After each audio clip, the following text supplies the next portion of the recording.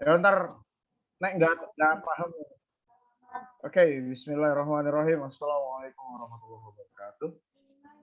Waalaikumsalam warahmatullahi Pada kesempatan kali ini, insya Allah saya dan rekan saya, yaitu Fitrul Fajrin, akan membahas tentang apa yang sudah kita bedah di jurnal yang sudah kita baca, yaitu diantaranya yang pertama ini yaitu merencanakan integrasi mengajar dan mengevaluasi dalam pendidikan IPS. Lalu konten yang akan dibahas pada topik pembahasan kita yang pertama ini yaitu pertama sifat pembelajaran IPS, lalu yang kedua ada sejarah pendidikan IPS, ketiga pendidikan IPS di berbagai negara, lalu perubahan-perubahan kurikulum pendidikan IPS, yang terakhir yaitu integrasi pendidikan IPS. Oke, yang pertama yaitu sifat pembelajaran IPS. IPS pada dasarnya yaitu menurut NCSS yaitu tujuan dasar IPS untuk membantu individu muda dalam proses memberikan keputusan yang masuk akal dan berbasis pengetahuan sebagai masyarakat yang demokratis yang terdiri dari orang-orang yang berbeda secara sosial dan budaya yang hidup di dunia global.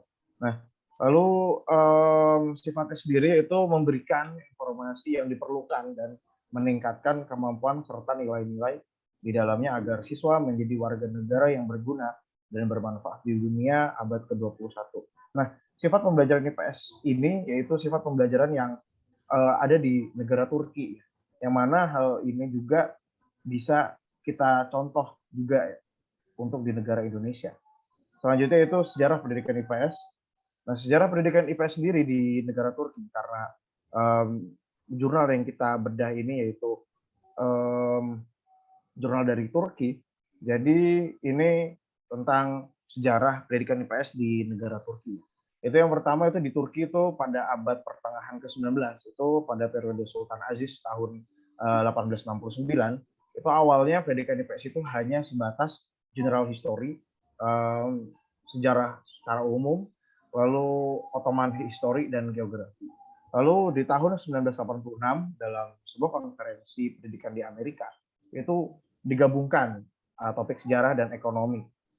Disitulah lahir yang namanya social studies.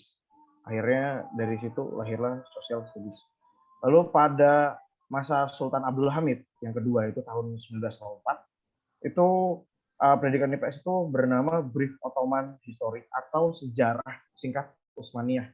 Lalu dimasukkan dalam kurikulum sekolah menengah. Lalu perkembangan selanjutnya itu Brief Ottoman History itu atau sejarah singkat itu dimasukkan kembali ya ke dalam kurikulum sekolah. Sejarah Republik Turki itu pelajaran studi negara atau maklumat Vataniya mulai diajarkan di sekolah-sekolah pada tahun 1924. 2 tahun setelah itu berarti 1926 pelajaran Country Studies digabungkan dengan pelajaran Morality Conversation dan diberi nama yaitu Nation Study.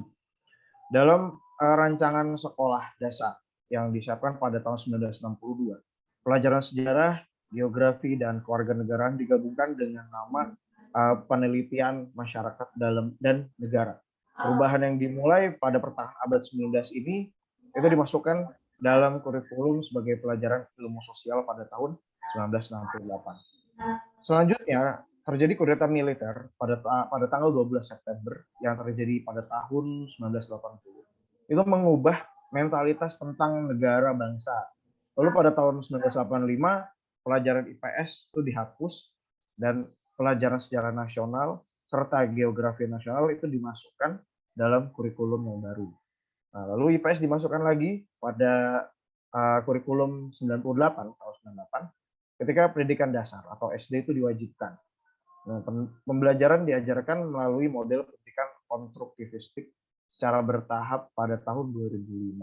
Lalu pada tahun 2012, pelajaran hak asasi manusia, kewarganegaraan, dan demokrasi menjadi wajib di kelas 4, sedangkan pada mata kuliah pilihan atau mata pelajaran ya karena ini sekolahan, itu pilihannya itu seperti ada budaya rakyat, melek media, hukum dan keadilan, dan pendidikan berpikir. Jadi dimasukkan dalam kurikulum sekolah menengah, entah SMP atau SMA. Lalu pendidikan IPS di berbagai negara, itu di Yunani, Selandia Baru, Singapura, Pakistan, Norwegia, Kanada, Jamaika, dan seterusnya. Itu negara-negara tersebut menggunakan model pembelajaran konstruktivistik dan pendidikan yang berpusat pada siswa. Itu dipraktikkan dalam pengajaran ilmu sosial. Di Mesir, itu pembelajaran IPS itu masih berpusat pada guru, jadi teacher center. Lalu di Iran, itu menggunakan pendekatan behavioristik. Di Jerman, itu mencakup mata pelajaran ada sejarah, geografi, dan politik. Di Jerman sendiri, itu tujuan pendidikan IPS itu untuk mempersiapkan siswa untuk kehidupan sosial dan politik, membesarkan mereka sebagai individu yang bertanggung jawab, yang menginternalisasi nilai-nilai demokrasi dan mengubah keyakinan ini menjadi praktik. Sebenarnya secara garis besar tujuan pendidikan IPS sendiri di Jerman dan di Indonesia, mungkin di negara lainnya itu tidak jauh ya yang ada di Indonesia. Maka dari itu sebenarnya hal ini apa yang kita paparkan pada kesempatan kali ini itu bisa diikuti ya untuk di Indonesia. Lalu di Jerman sendiri itu kelas 5 mendapatkan 3 jam pelajaran IPS dalam sepekan. Lalu kelas 6 itu 3 jam pelajaran, kelas 7 pun sama 3 jam, kelas 8 3 jam, dan kelas 9 itu 4 jam. Lalu kelas 10 itu 3 jam kelas IPS. Nah, itu di dalamnya termasuk mata pelajaran sejarah, geografi, dan politik. Itu selama per minggu semuanya. Selanjutnya di Finlandia itu pendidikan IPS, itu pembelajaran IPS dimulai dari kelas 7 sampai kelas 12. Nah, itu mencakup informasi dasar tentang struktur dan fungsi sosial serta cara warga negara mempengaruhi struktur sosial diajarkan di situ. Lalu memastikan tujuannya itu untuknya nantinya itu di kelas 10, 11, dan 12 itu arahnya. Karena tadi kelas 7, 8, dan 9 itu arahnya itu mencakup informasi dasar tentang struktur dan fungsi sosial serta cara warga negara itu. Nah, untuk di kelas 10, 11, dan 12 itu memastikan siswa menjadi pemikir yang efisien dan kritis serta mempersiapkan mereka untuk berpartisipasi dalam kegiatan sosial sambil mengamati hal-hal terkini dengan benar. Lalu di Swedia, kurikulum IPS dibingkai dengan pemahaman untuk menciptakan pengetahuan dalam masyarakat yang demokratis serta memiliki jiwa multikultural tentang isu-isu nasional dan global. Di Jepang itu dimulai dari kelas 3 SD sampai kelas 12 SMA.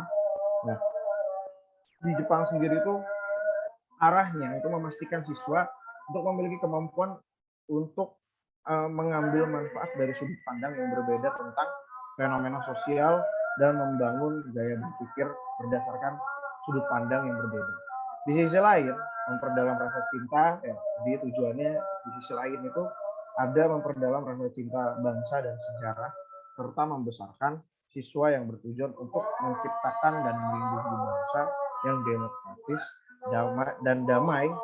Itu adalah tujuan dari pembelajaran IPS di Jepang. Lalu ada beberapa perubahan-perubahan kurikulum pendidikan IPS di Turki sendiri, yaitu pada tahun 2005 kelas 4 dan kelas 5 SD itu mencakup mata pelajaran. Di dalam itu babnya itu ada individual dan society, lalu culture and heritage, di dalamnya itu people, places, and environments, lalu ada science, teknologi, dan society, lalu ada production, distribution, and consumption, lalu global connection, power administration, and society. Terakhir itu ada groups, institution, dan social organization. Nah, ini di tahun 2005 itu kelas 6 dan kelas 7 itu masih sama dengan 2015 dan 2017 ya. Karena ada individual society semua. Lalu di sini juga ada culture and heritage. Nah, perbedaannya itu pada tahun 2015 itu untuk kelas 4, 5, 6, dan 7 itu tidak ada environment-nya, melainkan hanya people and place gitu ya.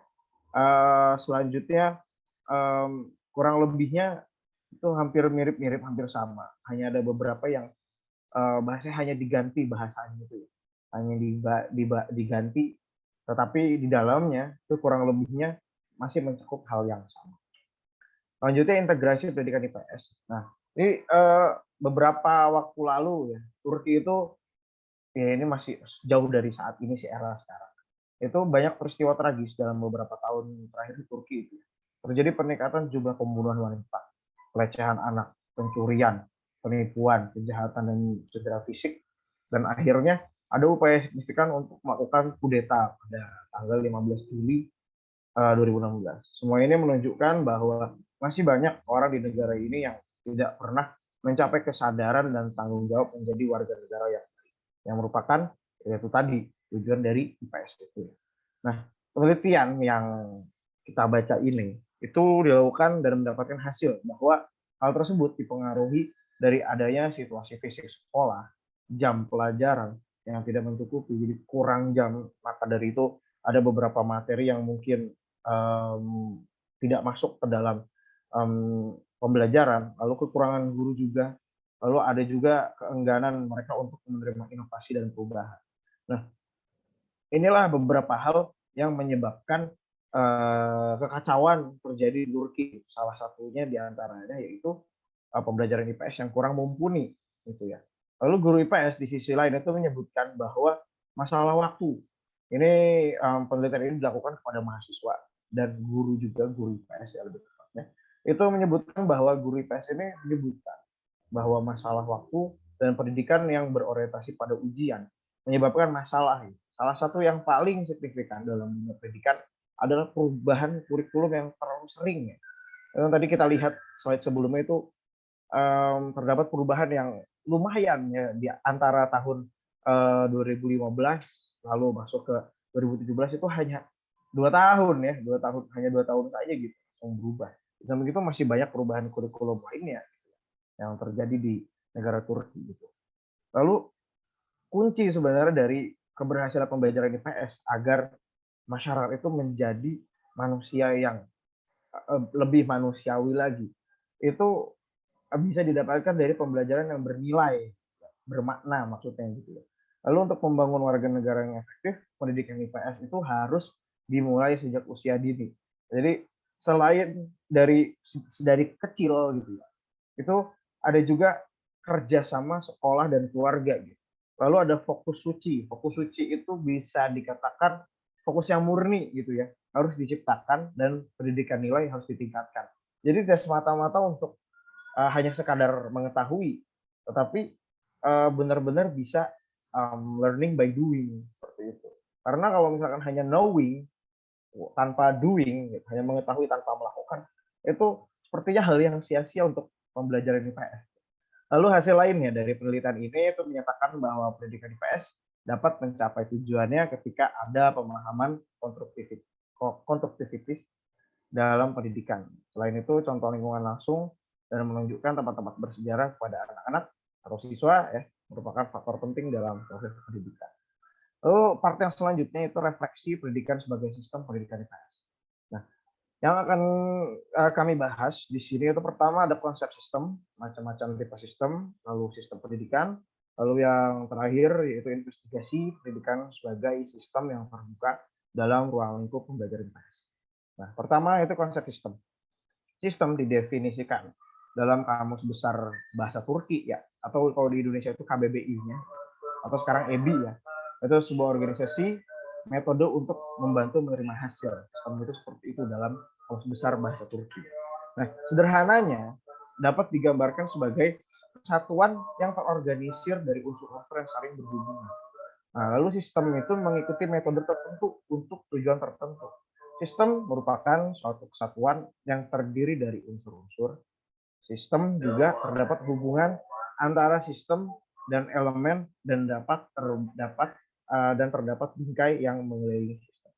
Selanjutnya itu ada macam-macam tipe sistem. Itu ada sistem terbuka dan sistem tertutup. Nah, sistem terbuka ini itu memiliki hubungan dan interaksi dengan lingkungan dan dinamis gitu. Lalu sistem yang terbuka ini membutuhkan lingkungan untuk mempertahankan keberadaannya. Tetapi sebaliknya, untuk sistem yang tertutup itu tidak memiliki hubungan dan interaksi dengan lingkungan secara langsung gitu, dan mereka itu sistem yang sangat statis gitu. Nah, dalam sistem yang tertutup ini itu masalah dipecahkan dalam dinamika internal mereka sendiri gitu. Jadi lingkungan itu tidak ikut campur, tetapi murni dari internal saja, gitu. Bukan mengambil input eksternal.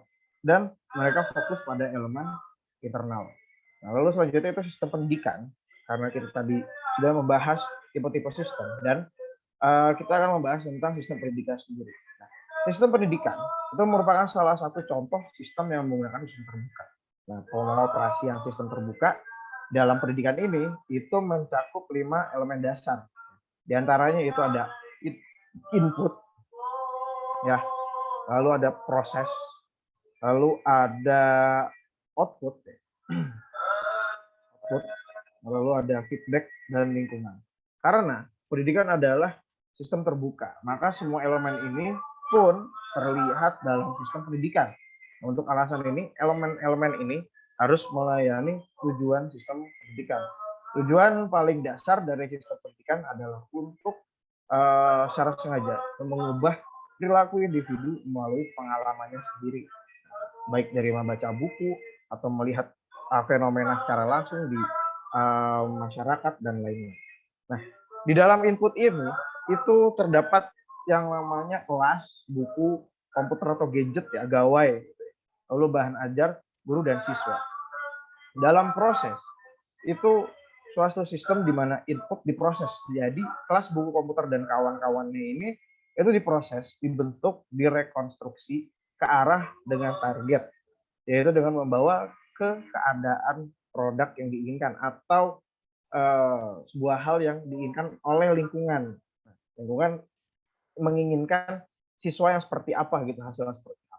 Nah, di dalam proses ini itu diajarkan melalui ada urutan kualitas unit, penguatan, feedback, koreksi dan petunjuk, partisipasi siswa itu penting sekali di dalam proses ini.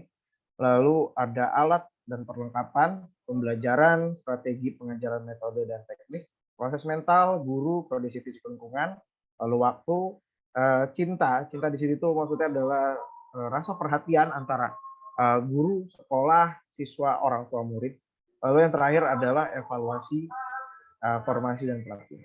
Nah, di dalam feedback atau di dalam evaluasi ini, feedback itu sendiri kan artinya itu informasi tentang sistem untuk membantu memperbaiki sistem itu sendiri ya. Nah, di dalam sistem yang terbuka itu hal seperti ini, feedback itu dibutuhkan sekali ya dalam perkembangan si sistem tersebut agar nantinya sistem tersebut bisa semakin sempurna dan sempurna lagi dari hasil evaluasi tersebut. Nah, lingkungan pun itu sangat berpengaruh dari semua ini. Nah, lingkungan ini memberikan masukan kepada sekolah, itu seperti siswa, materi, tenaga, informasi, dan nilai budaya. Sekolah itu menyediakan orang-orang terpelajar dan informasi ke lingkungan tersebut. Jadi hal ini semuanya satu kesatuan, tidak ada yang paling bagus, tidak ada yang buruk. Jadi karena ini adalah sebuah sistem, jadi semuanya saling berpengaruhi dan saling membutuhkan satu sama lain. Nah, selanjutnya itu investigasi pendidikan. Topik besar yang ada pada bagian ke-9 ini dalam jurnal yang kita bedah. Itu diawali dari tujuan umum dari kurikulum IPS ya. Jadi dinyatakan sesuai dengan tujuan umum yang ada di negara Turki gitu ya. Prinsip dasar pendidikan nasional Turki sebagai bagian dari Undang-Undang Dasar Pendidikan Nasional ya di negara Turki itu nomor 1739. Itu bunyinya memiliki keterkaitan langsung tujuan umum dan prinsip dasar pendidikan nasional Turki hingga tujuan umum kurikulum sosial. Nah, tujuan umum pendidikan nasional Turki di sini itu apa aja sih? Yang pertama yaitu dibesarkan orang yang setia pada reformasi dan prinsip Atatürk serta nasionalisme Atatürk. Nah, yang seperti kita ketahui ya, ini itu dinyatakan dalam konstitusi sebagai warga negara yang menginternalisasi, melindungi, dan mengembangkan nilai-nilai kebangsaan, moral, kemanusiaan, dan lain sebagainya. Lalu yang kedua yaitu mendidik mereka sebagai individu yang memiliki kepribadian dan watak yang berkembang secara seimbang dan sehat dalam jasmani, pikiran, moral, jiwa, dan emosi. Seperti itu. Selanjutnya,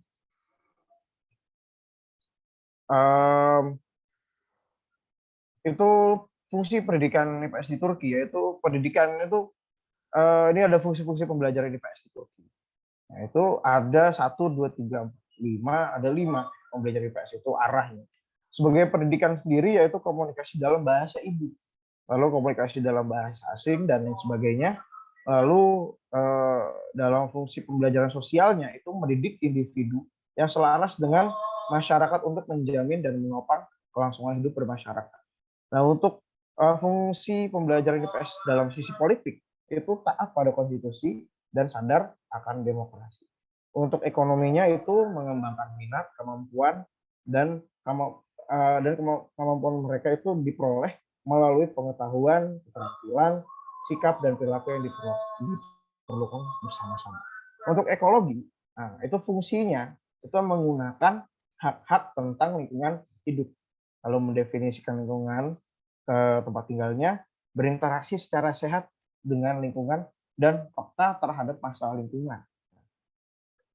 Selanjutnya, yaitu lanjutannya itu hal tersebut dari kelima fungsi tersebut itu tidak akan bisa jalan dengan baik ketika tanpa adanya guru yang kompeten. Oleh karena itu, guru merupakan salah satu elemen yang paling dasar di dalam proses belajar mengajar ini.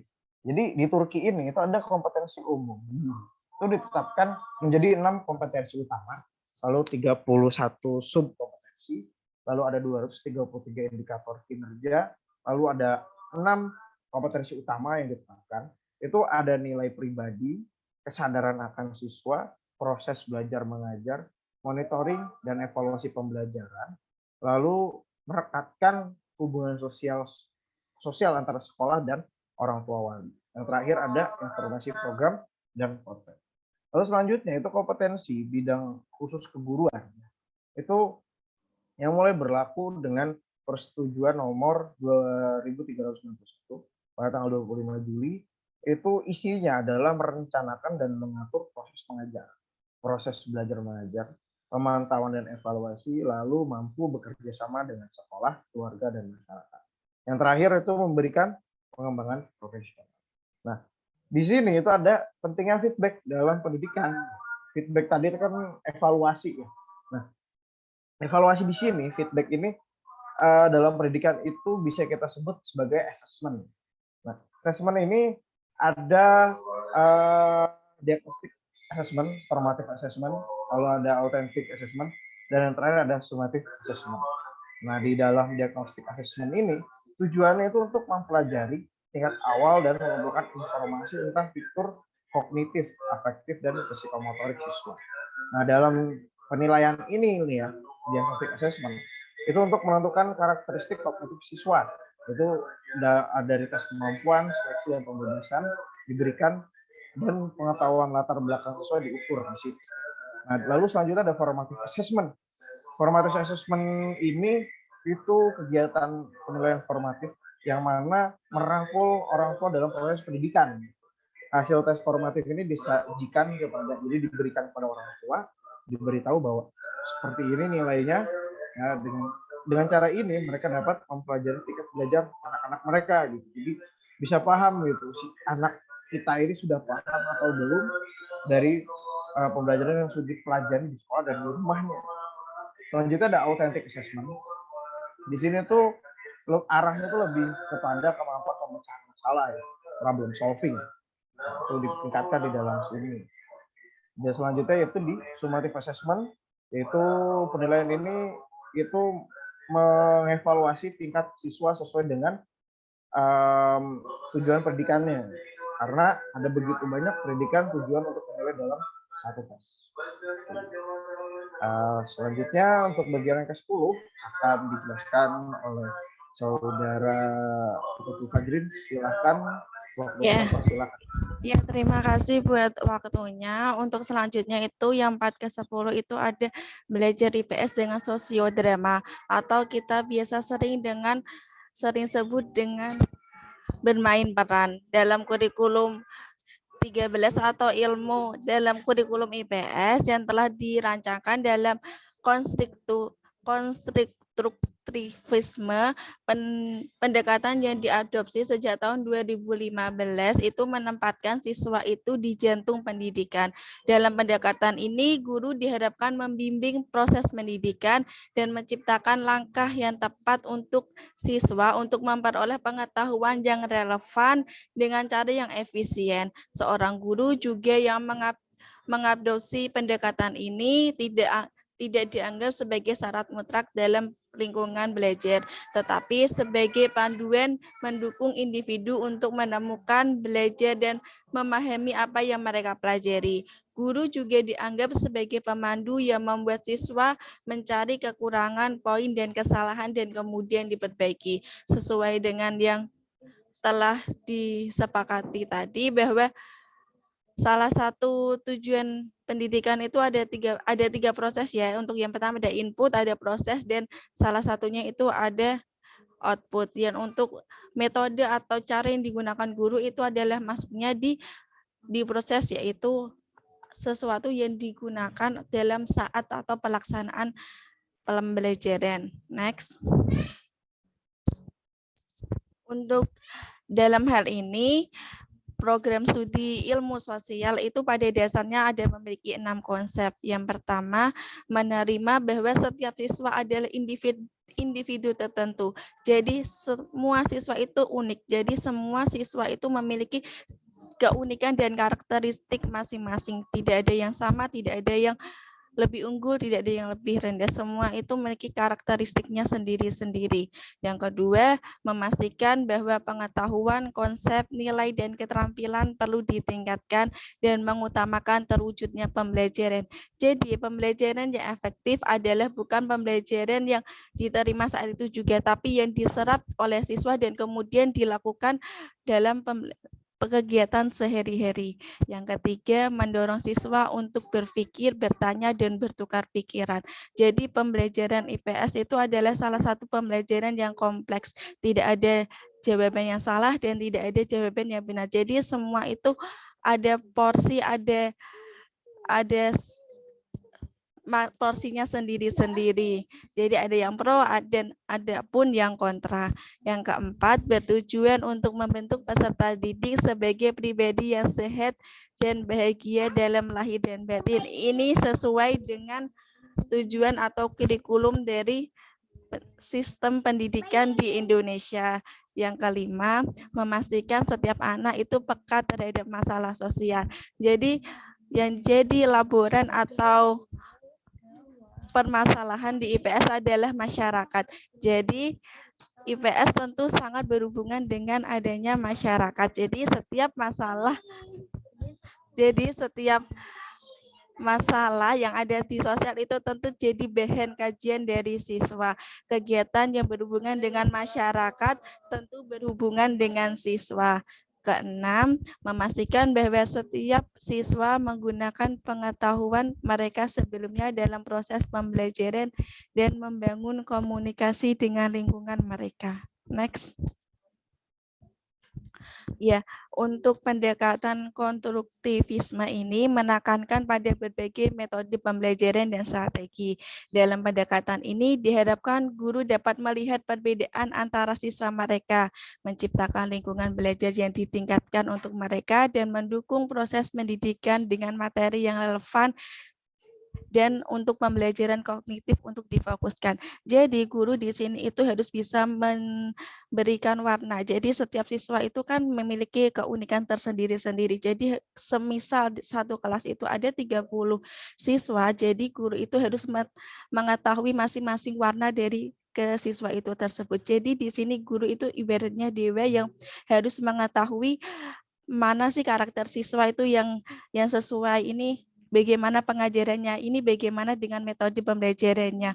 Karena setiap siswa itu tidak semuanya low, tidak semuanya middle, dan tidak semuanya tinggi. Jadi siswa itu memiliki karakteristik dan ciri-ciri atau keunikan tersendiri. Next. Ya. Salah satu metode yang ditawarkan untuk di buku yang kami kaji itu adalah dengan sosiodrama atau bermain peran. Jadi sosiodrama adalah metode pendidikan pelatihan sebagai upaya disiplin atau pendekatan yang memungkinkan individu untuk menjadi orang yang terbuka untuk bekerja sama dengan kelompok dan bisa mengekspresikan dirinya secara lebih kreatif. Tujuan pembelajaran ini adalah untuk menyelamatkan siswa dari yang menjadi pendengar pasif untuk dan menjadi pendengar atau menjadi individu yang lebih aktif. Menurut penelitian dari Demil menyebutkan bahwa tingkat ingatan dan keabadian dalam berbasis verbal atau apa yang didengar atau apa yang dilihat itu dalam pembelajarannya sekitar 10-20%.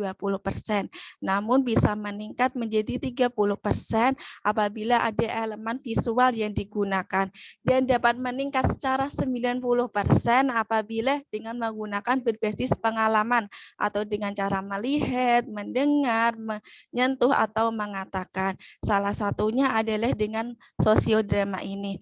Hal ini juga sesuai atau sejalan dengan pendapat yang disampaikan oleh Henry Seven yang mengatakan bahwa sosiodrama adalah pengalaman yang membawa kontribusi penting untuk memperoleh beberapa karakteristik manusiawi seperti kreativitas, imajinasi, bertindak bersama, organisasi, empati, disiplin, kebebasan, dan rasa hormat pada keyakinan dan eksistensi diri pada suatu proses yang berlangsung dari yang abstrak menjadi yang konkret. Next. Ya, untuk langkah-langkahnya itu ada 5 langkah. Yang pertama itu ada pemanasan atau secara rekreasi. Jadi untuk metode ini menggunakan drama bisa digunakan menjadi 2, yaitu secara spontan atau secara terstruktur. Jadi kalau secara spontan itu bisa guru langsung sebelum menjelaskan siswa disuruh mempraktekkan. Misal siswa bisa, kalau lagi pelajaran ekonomi, siswa bisa menjadi penjual, ada yang menjadi pedagang, mereka bisa mencontohkan gimana sih cara tawar-menawar yang biasa mereka lihat. Kalau yang secara terstruktur atau secara di skenario, biasanya mereka melakukan pertunjukan. Pertunjukan ini bisa proses sejarah, misal dari masa-masa kemerdekaan, bagaimana para pejuang atau pahlawan memenangkan atau ingin merebut kekuasaan Jepang dari Jepang. Untuk langkahnya itu yang pertama itu ada pemanasan dan relaksasi. Yang pertama ini adalah di mana kegiatan menggunakan indera dengan memperkuat daya pengamatan, kerja tubuh, sentuhan, pengakuan, dan membangun interaksi. Dengan berkenalan dengan kegiatan ini adalah salah satunya langkah untuk mengenal diri kita dan orang lain. Melalui kegiatan ini juga peserta dapat mengaktifkan organ indera mereka. Biasanya mereka latihan untuk drama A, I, U, E, O, dan sebagainya. Selanjutnya itu adalah dengan cara bermain atau pantonim. Langkah ini di mana drama itu dikembangkan dan kemudian ditunjukkan interaksi dan komunikasi dalam kelompok. Yang ketiga adalah improvisasi, yaitu situasi yang berkembang secara spontan atau tiba-tiba tanpa menempel pada teks apapun tetap pada seseorang. Itu tidak bisa dinyatakan dalam proses yang pasti. Individu mengekspresikan dirinya dengan cara yang nyaman. Improvisasi pada dasarnya adalah kegiatan drama yang bisa melatih kespontanitas dan percaya diri siswa. Yang keempat adalah penciptaan, di mana dalam langkah ini peserta didik membutuhkan bahan dan peralatan dapat terjadi bila diperlukan. Namun ada beberapa hal yang tidak, misal ada yang tidak memerlukan bahan, tapi membutuhkan media. Ada yang membutuhkan media tapi tidak membutuhkan bahan. Semua itu tergantung pada sosiodrama atau drama yang mereka akan pentaskan. Yang kelima yaitu yang terakhir yaitu evaluasi. Evaluasi adalah merupakan salah satu hal yang terpenting dalam kegiatan drama. Langkah ini memastikan beberapa hasil seperti mengembangkan keterampilan untuk membuat evaluasi, memastikan interaksi, meninggalkan kegiatan drama dengan sikap puas dan lain-lain. Biasanya di sini dari pemimpin atau seorang guru melakukan apa sih ya kekurangan dari drama ini dan memberikan saran untuk pengembangan drama-drama selanjutnya. Next. Ya, untuk elemen yang ada dalam proses drama itu ada 4. Yang pertama itu pemimpin. Di sini pemimpin itu harus menciptakan rasa aman bagi peserta. Pemimpin juga sangat berkompetisi besar dalam membangun proses komunikasi antar anggota kelompok, di mana di sini pemimpin ibaratnya itu leader atau kepala, sehingga semua yang harus menjadi keluh kesah peserta harus teratasi oleh pemimpin. Yang kedua itu peserta. Peserta di sini juga termasuk penting karena salah satu usaha yang paling penting adalah membentuk drama adalah partisipan. Usia, jenis kelamin, minat itu tidak harus diperhatikan dalam drama. Yang terpenting mereka harus bersedia dan cocok dalam tim tersebut.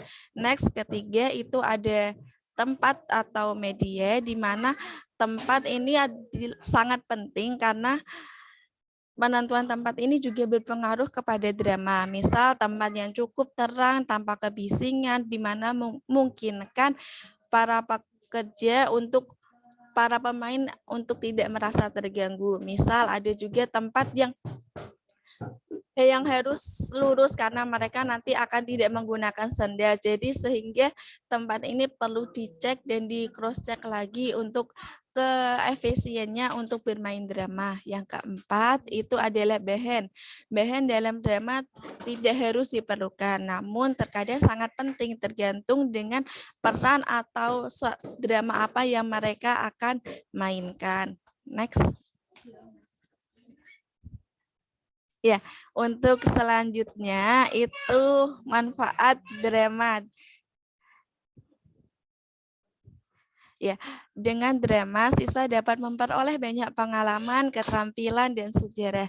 Atribut-atribut yang tidak dapat mereka pelajari dengan cara lain dalam metode pendidikan tradisional atau yang kita bisa kenal dengan metode mendikte atau apa, itu adalah salah satu contoh metode tradisional.